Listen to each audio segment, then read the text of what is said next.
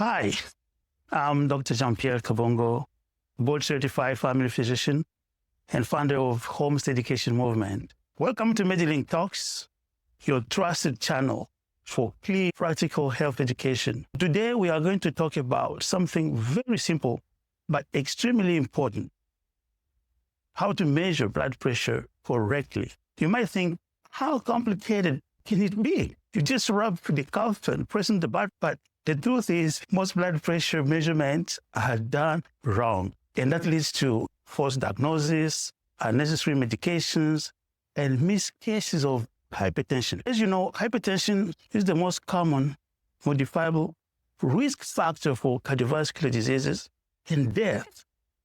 And it affects 1 in 4 Canadians. The problem is many don't even know that they have it. So if we want to save lives, we need to do it correctly. Hypertension is a disease that reminds us and supports our vision of pre-primary health care, which is the layer of care beneath or before primary health care that we are advocating for in our Home's Education Movement. As you know, the aim of this movement is to empower you, to give you the necessary tools so you can stay healthy and prevent disease. And this justifies a first pillar of our movement to make your home your first clinic. Making your home your first clinic is important to make the correct diagnosis of hypertension. And this for various reasons. But I will give you just 2 most important and very peculiar to this disease.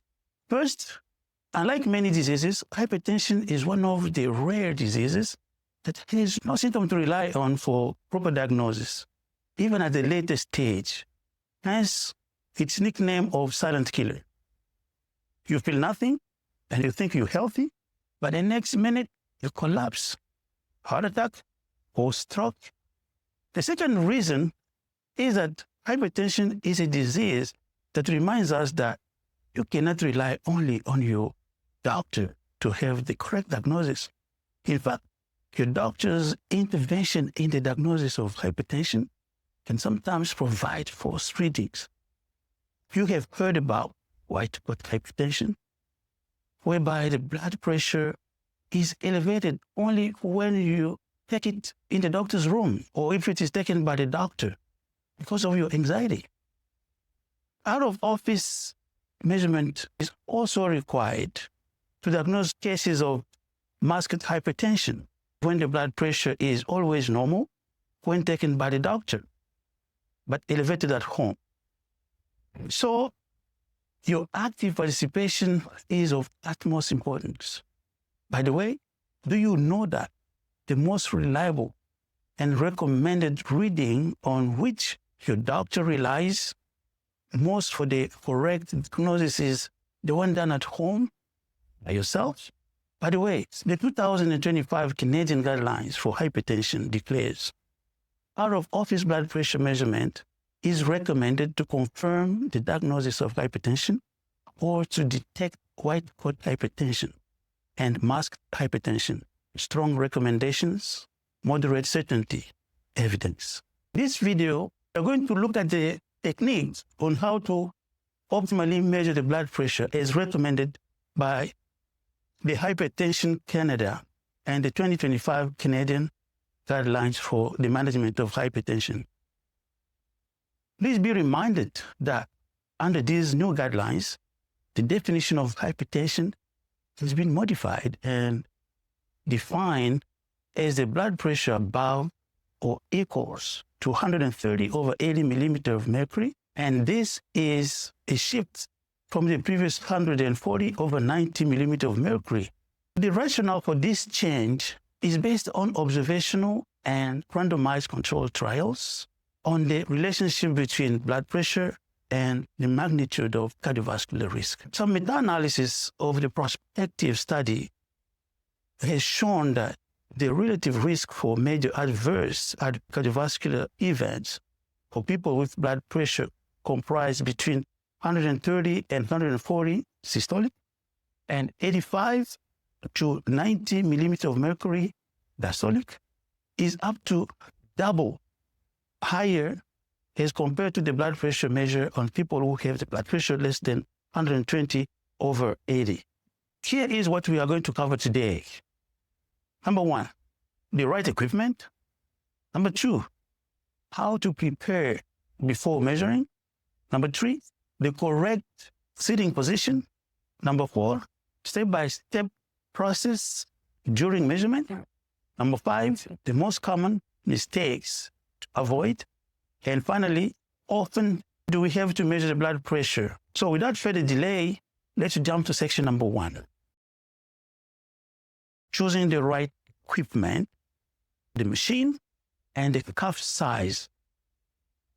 Remember that not all blood pressure machines are created equal. Hypertension Canada recommends using what we call a validated automated blood pressure device. This is one that has been tested for accuracy. In fact, in Canada, 90% of blood pressure devices sold at the pharmacies are validated, compared to just roughly 45% of blood pressure if bought online. Those that are validated, if you go to buy the blood pressure, there will be a logo on the packaging itself. You can find all the lists on the Hypertension Canada website, or you can scan the QR code attached in this video. Now let's talk about the cuff size. The cuff size is as important as the cuff or the blood pressure machine itself for accuracy. But how do you pick the right cuff size? Here are steps to determine the correct cuff size. First, you have to measure your circumference using the measuring tape to determine your mid-arm circumference. So this is actually the midpoint between your shoulder and your elbow. So you have to wrap the tape snugly, so not really tight, around your mid-sized arm to measure your arm size in centimeters. Then you need to match your arm circumference to the cuff bladder, the inflatable part of the cuff. Normally, the inflatable part of the cuff should cover 80% of the arm circumference, and it should cover as well 40% of the arm's length from your shoulder to your elbow. So as advised, I will tell you to always have multiple cuff sizes so you can choose what really suits your own size, especially if you have people of different sizes in the family. Section 2. Here we're going to talk about the proper preparation before you even touch the machine. So what do you have to do before touching the machine? First, you have to make sure that the room is quiet and calm. No distraction, no background noise, no talking, no stress or movement. All of these can cause blood pressure to rise. Second, you have to avoid caffeine, smoking, exercise for at least 30 minutes before the test, because these substances stimulate the heart and blood vessels, giving a false high reading. Finally, let the patient be quiet, silently seated for at least 5 minutes before taking the first measurement.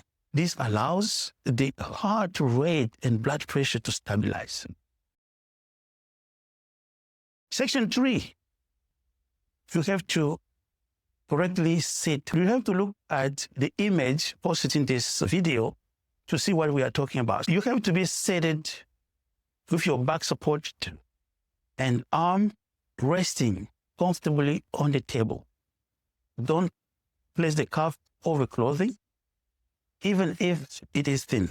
So the middle of the cuff should be at least at the heart level. And then the lower edge of the cuff should sit about 3 centimeters above the elbow crease. Your feet have to be on the floor with your legs uncrossed. And then the arm should be relaxed. No tension, no fist clenching. Let's go now to section 4, the step-by-step process during measurement. During the measurement, small details matter. For example, you have to avoid talking, moving, using the phone. you have to make sure that the cuff tubing itself is not twisted or pinched. You have to start the measurement and allow the device to complete it without interruption. If possible, take 3 readings, each one 1 minute apart, and you have to average them at the end, and this gives you the accurate result. And finally, you have to always record both systolic and diastolic values, then the time of the day, and any factors like stress or caffeine intake. Section 5, common mistakes to avoid. Even trained professionals make mistakes. So here are the most frequent mistakes. Number 1, taking the measurement immediately after walking or rushing into the clinic. 2, placing the cuff over a shirt or sweater. 3, using an arm that is hanging or unsupported. 4, talking or laughing during measurements. Section 6, how often to screen for hypertension. According to Hypertension Canada and the Canadian Task Force on Preventive Healthcare, everyone age 18 and over should have their blood pressure measured regularly. But the frequency depends on your age and level of risk factors, such as diabetes, kidney problems, obesity, high cholesterol, or a strong family of heart disease. In short, measurement of blood pressure should be done every 2 years for low-risk people or young adults, every year after 40, at every visit or regularly if you have risk factors, and at each and every prenatal visit in pregnant women. Conclusion. So, as you see, measuring blood pressure is not just a routine thing. It is a medical act that requires precision and attention, because a wrong reading can lead to years of unnecessary medications, or worse, missed hypertension that silently damages your heart, your kidneys, your brain. And remember, detect your ways. You have to prepare well, sit correctly, use proper equipment, repeat, and average. With these simple steps, you will help yourself get accurate, reliable results.